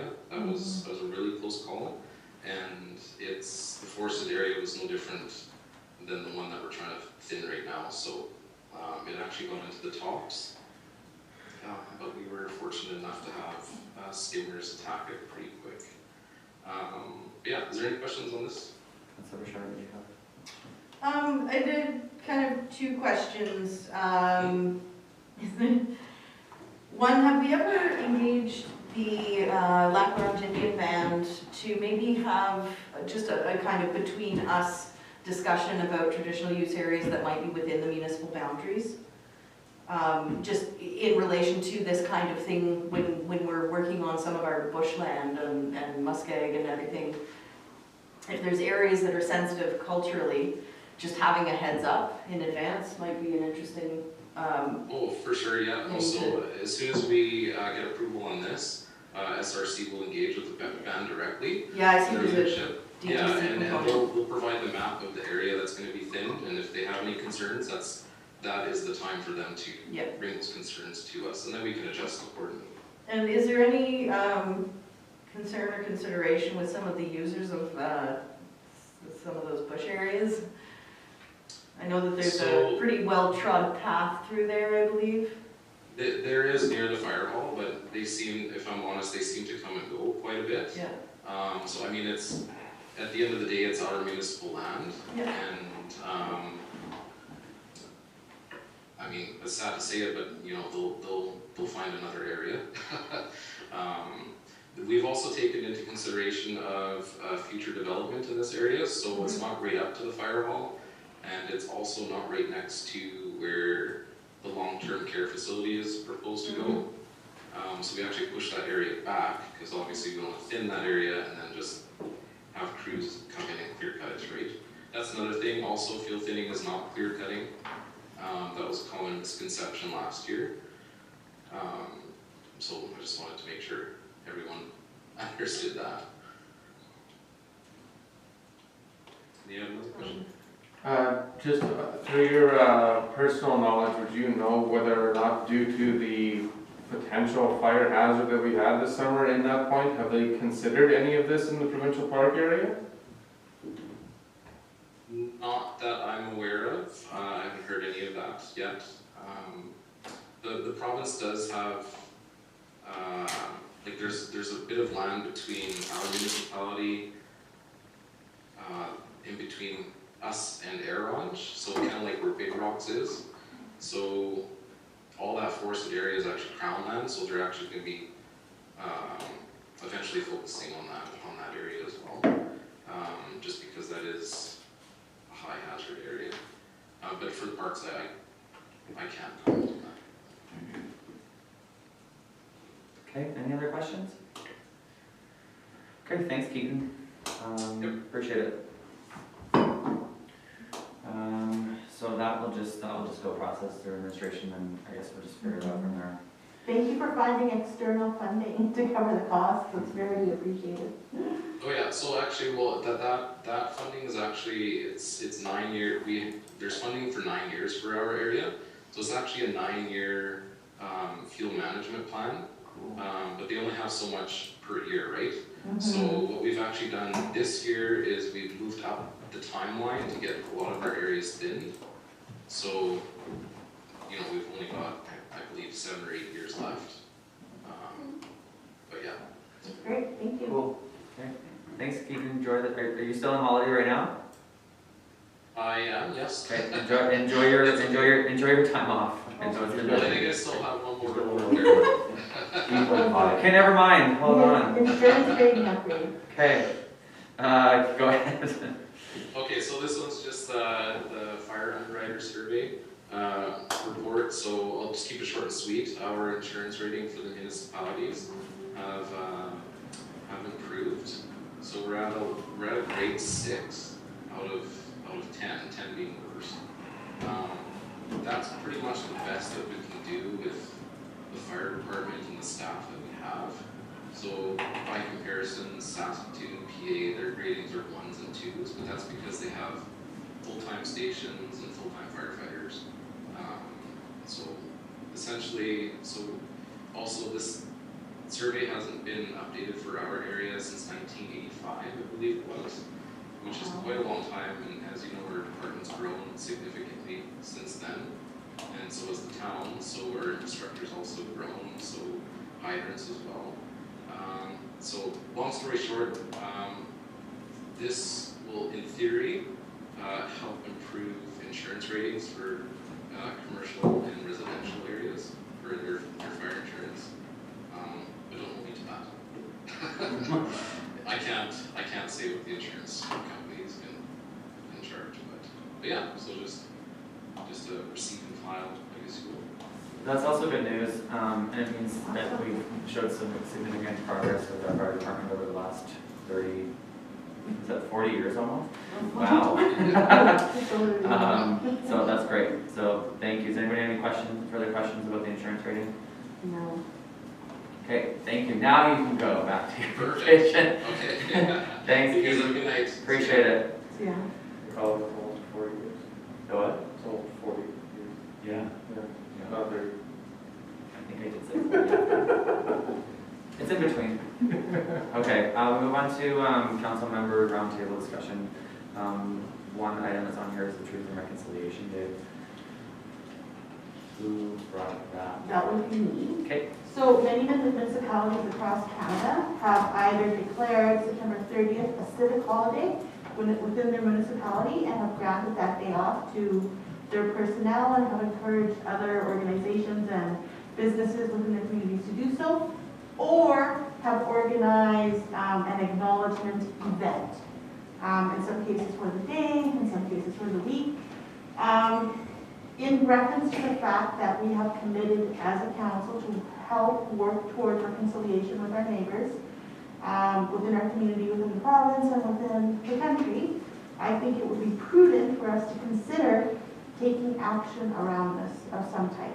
And I leave that up to all of you for us to discuss what would be, number one, doable, reasonable, and acceptable in this circumstance.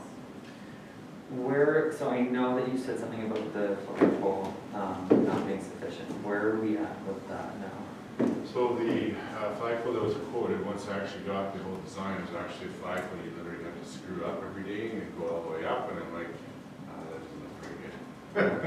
So that's why it was so cheap? Yeah, that's why it was so cheap, so I have reached out to Alfredo to Saskatoon, so we're still working through it. It's gonna cost more than $2,000, so we are working through it. The biggest thing is even talked to a couple of local welding shops, the actual, currently with the wind on the, again, I anticipate this, they almost have to have engineering stamps on it with the wind reading and all that, so it's presenting a bit of a challenge, so, but the original one, we could have put it up, but I just thought it would have looked really unprofessional up there, in front, having to screw So- that everything.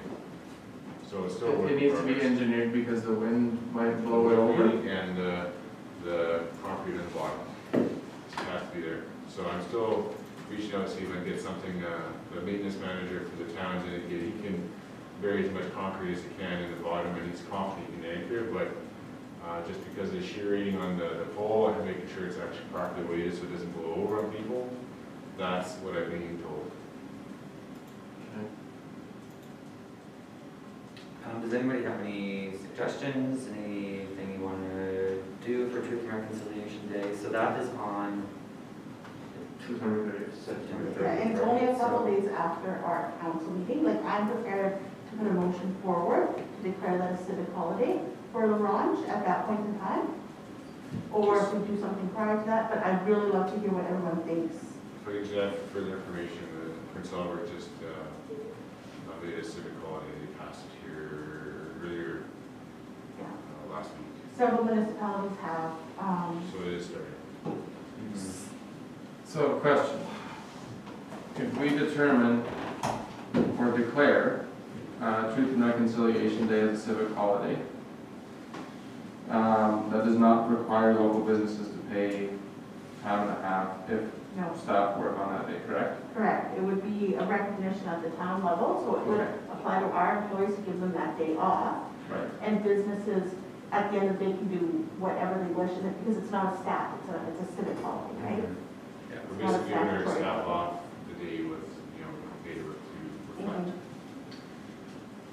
So, if we, the second part of my question is, if we declare it a civic holiday and staff work that day, do we have to pay our own staff time and a half? I don't know, that would be an administrative question. Technically, according to labor standards, we do not, because it is a piece of the intent there would be to give all staffs the day off, right? And most of them are salaried anyway, so they wouldn't get overtime, right? So there is There's a few that are staff that get overtime, 100%, okay. yes, time and a half. So the reason I asked the second part of that question is I do know that part of what we have in our strategic plan is that we provide town of La Ronge staff and council with reconciliation education, which obviously has some budgetary requirements to do. And I don't know if we've heard if there's going to be events from the La Ronge Indian Band held. I would assume that there is. And I know that we can't tell town staff to be at anything. Can't say it's mandatory to be there if you don't pay them. I would really like to see that this is something that we have a concerted effort doing every year, where we have minimal staff in the office to be able to do any daily tasks if necessary, or we just close the office down for the day. And what we do on the Truth and Reconciliation Day is we pay our staff to help facilitate and organize these types of events.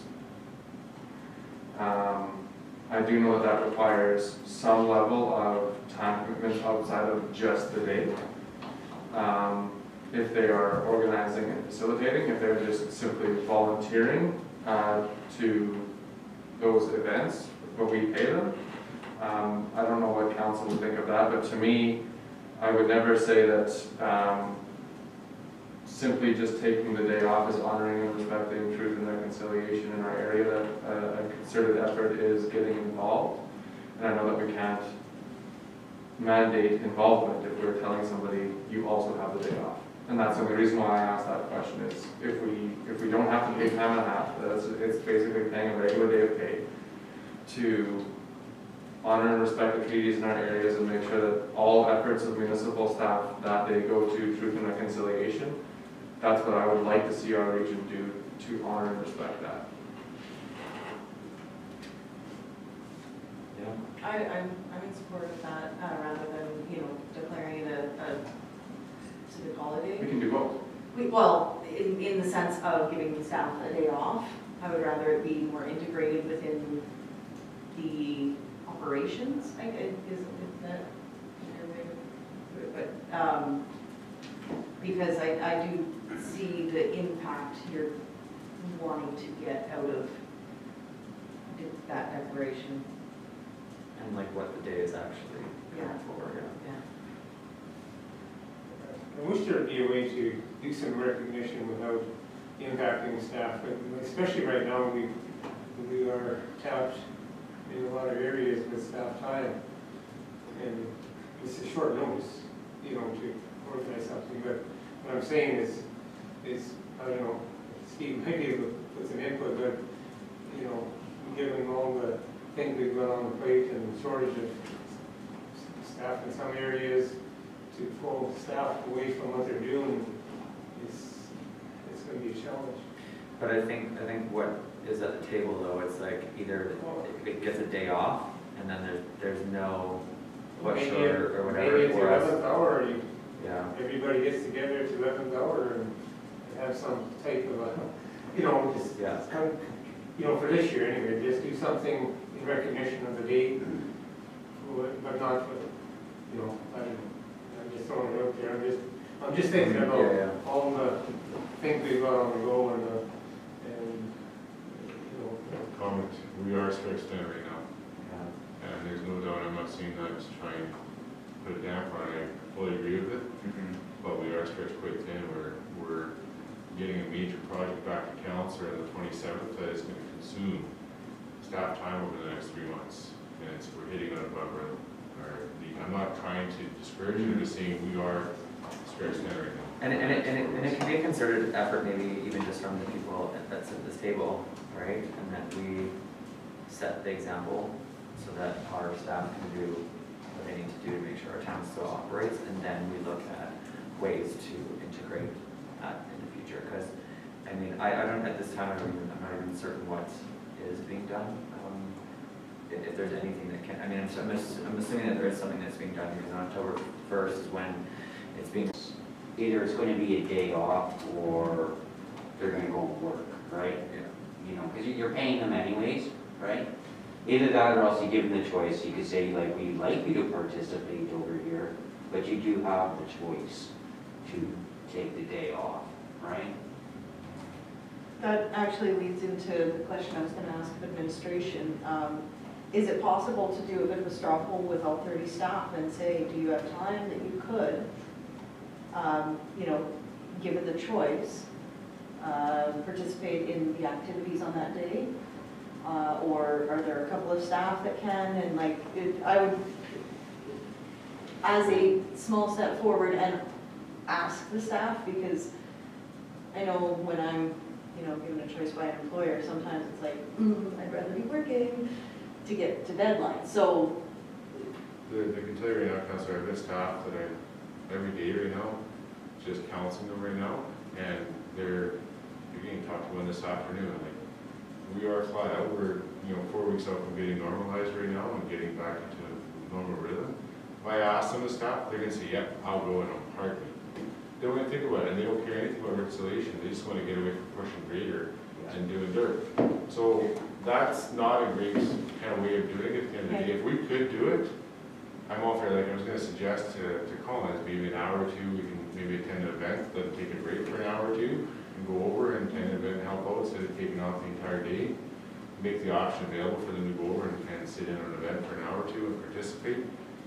I know a couple of individuals doing it on the call right now, they've been here for a couple hours every evening getting things be asked to go, they'll go, no doubt about it, but it's just, pressure right now. Mhm.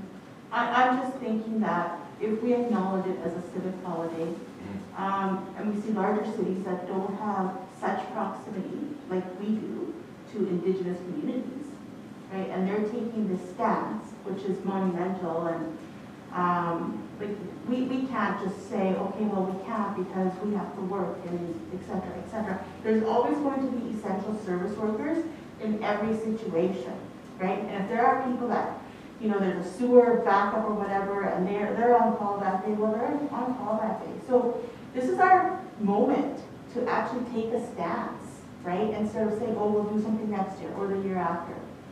We're in that position. So I'm pretty sure that all of us around this table wanted to be on council to make a difference and to show one another that we are human and that we care for each other regardless of ethnicity or background or social status or whatever. This is our opportunity, you guys, to stand side by side with our neighbors, whose land we're on, by the way. So those are just my 2 cents. Can I ask you a question though? Are we declaring it as a civic holiday though, so that nobody's working? If there are essential services that need to stay in place, those people we would follow normal procedures that we would follow during any other holiday. And then the whatever those are. employee chooses what they want to do. Yes, we can suggest, you know, if there are events happening, we would love to see you out there. But we can't force them, right? We can offer the suggestion. From some of the answers and things I'm hearing around this table, probably the path forward that I would be most comfortable with would be if there's an action to be taken this year, it's done by the people around this table, and perhaps be leaders in the community by our own actions, because it sounds like it's going to have impacts on staffing, budget, etc., to go that more significant step in discussing days off for staff, holiday for staff, so on and so forth. So we can plan for the 2022 year to be able to take that step with a little more firm gait, to be able to do it right, to be prepared for it, to have the budget to support that, and the systems in place. Because to be honest, I would like to maybe take reconciliation training on that day.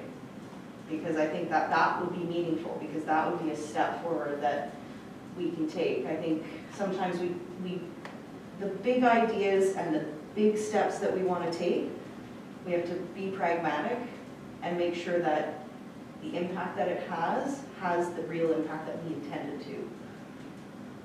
Rather than it just be a day off. Yeah, no, like I'm completely there with you, because there is this whole the meaning of it, but if we don't put any meaning behind it and we don't do the actions to show what this day is supposed to be, then what are we doing? But if you're done. yeah, Okay.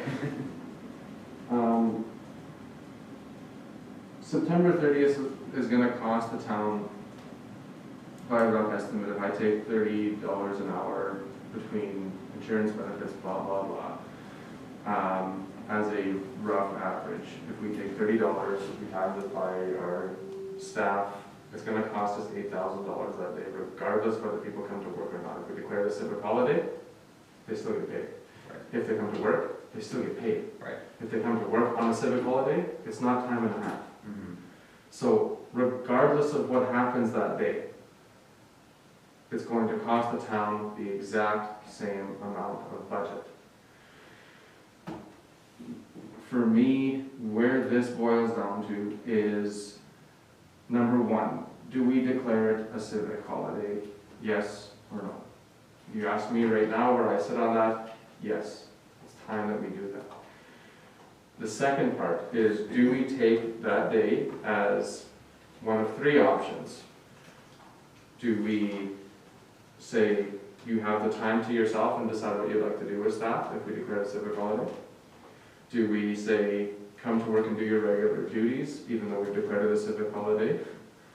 Or do we say, number 3, come to work, but what we'd like you to do is instead of a traditional day of work, we'd like you to go out and talk to local knowledge keepers in our area. Reconciliation training, I've been through it through my employer, is great for a provincial overarching what is Indigenous culture in Saskatchewan. But a huge part of reconciliation when we talk about what are local areas and cultural practices here is knowing what local cultural practices are done here by involving yourself in doing so. And for me, this is where I go back to my original point, is that if it is the will of council to have reconciliation training, to have an honest and concerted effort to reconciliation by actions of not only of the people at this table, but our organization, that no matter what, on September 30th, it's costing the town the same amount of money. The only thing is, are we willing to give up the productivity of regularly worked hours if we're making them come to work anyway, to move towards reconciliation by having our town staff attend these events, and the only way that we can make them go to these events is by making them paid to do so. You can't force anybody to do something if it's volunteer hours and out of their scope of work. So if we tell somebody from the front office to go and jump on a 32-foot ladder and hang a banner, that's out of their scope. They wouldn't do it. They have to follow their own scope of duties, from my understanding. And that's, to me, where I would like our discussion to go to is, if we are declaring it a holiday, how are we going to do that? By either giving the time off or by making staff go to events that might be held in our region. And for me, like, this isn't a day for someone to, you know, sleep in, do crochet, do errands, go down south. Like, to me, this is a very specific day to learn, grow, and evolve, and sit with our partners. So for me, that's what I'd like to see. We'll go to Fire Chief Keaton. You had a question? Oh, I'm sorry, yes, I'm still, actually, my hand down. Sorry. I just wanted to, I'll let you guys know that the band's holiday for Truth and Reconciliation Day is actually on October 1st. Yeah. And they recognize it on the 30th, so they do festivities. Anyways, I'm on a place here, sorry. No, I just saw your hand. No, that's all good. Can we, because as soon as you declare a civic holiday, it has to be a holiday, no? You declare a civic holiday, holiday for everybody, or just for, no, like, we don't have the authority or the act to actually declare a holiday for everybody. We just be basically giving it for our staff. Statutory holiday can only be declared by another government. I understand that, but can it be declared, like, where I'm confused and what I don't understand, and I need clarity on it, is if we declare a specific civic holiday, right? Right. Is that, are we doing that for our staff? Like, what is? the obligation? Yeah, like, is it? Just for staff. Yeah, Okay. we don't have any influence around what businesses or other organizations Okay. do. They may take our lead, Right. right? But they don't have any obligation. It's formality in nature. You're recognizing it as a civic holiday, but you have no authority to force any businesses to recognize it. Yeah. Right, so if we're recognizing this as a civic holiday for our staff, then is that straight up, flat out saying, it's a holiday for you and that's it? No. And we can't make anything else, or we can then put them into do, you know, say volunteer at the, whatever's happening for events, or we can do reconciliation training that day, we can do, Or we can can have you do just a both? normal work day. Yeah, Yeah. so can you do both? I don't know if we can, but what I would like to say is federally, it is a statutory holiday. If we were under federal jurisdiction, it would be a statutory holiday. Because that was passed this summer Yeah. as legislation, Mhm. right? So the province of Saskatchewan has just not adopted it as a provincial holiday. So Denise, to answer your question, Mayor, so I mean, the answer is we have to review it. I think we could make the employees do it, providing we provide adequate training. Mhm. We're a non-unionized shop, now we don't have an agreement that says thou shalt only do this in your job description, right? If we had that, we would not be able to. So I think there's some flexibility there. But we just make sure that we're actually following proper OSHA guidelines, making sure we're not asking them to do unsafe duties and stuff like that, so.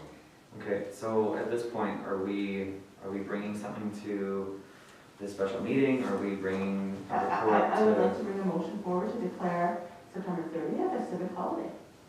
Is what I would like to do, and we can vote, I guess. With what implications, like just a straight, Well, not this meeting, but at a special meeting or at the council. with a straight just day off and then, Yeah, well, we can encourage people to use it as a day of reflection and interaction with the community, but we can't force them. So my suggestion is that to direct us to prepare a report for the 27th, which is still before the 30th, because our next council meeting is on the 27th, and have a discussion on the 27th. Okay, If that works for you, Councillor. it does.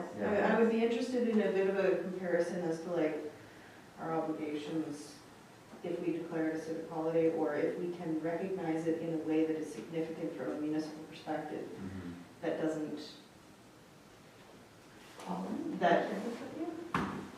that may not have No, I- obligations, unintended obligations that,